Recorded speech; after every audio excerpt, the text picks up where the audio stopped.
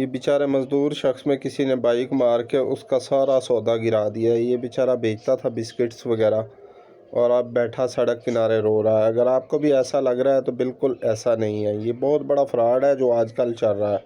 सड़क पे जाते अचानक कोई ऐसा आदमी आपकी बाइक में लगे या आपकी गाड़ी में लगे और बैठ के रोना धोना शुरू कर दे कि मेरा तो सामान गिर गया, मुझे अब इसके पैसे दें, 2-3 हज़ार रुपये का सामान था, तो बिल्कुल उसकी बातों में ना आए। ये फ्रॉड चल रहा है, ये नाकस एक्सपायर सामान होता है और ये टोकरी भर लेते हैं और ऐसे ही किसी ना किसी चीज़ में लग के गिरा के और सड़क के किनारे बैठ जाते हैं रोने, हमारा सामान गिर गया, हम ये बेचते थे, ताकि कोई देखने वाला हेल्प कर दे, या जिसकी गाड़ी में लगते हैं उसको ब्लैकमेल करते हैं।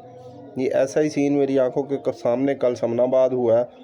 लेकिन फिर पुलिस वाला आया है, उसने आके देख के उसने कहा ये तुम्हारा तो रोज़ का काम है, कल तुम दूसरे इशारे पे यही ड्रामा कर रहे थे, आज इधर बैठे हुए हो। तो जब उसने कहा मैं पुलिस को बुलाता हूँ, तो फिर ये आदमी कहता पुलिस को ना बुलाओ, मैं चला जाता हूँ।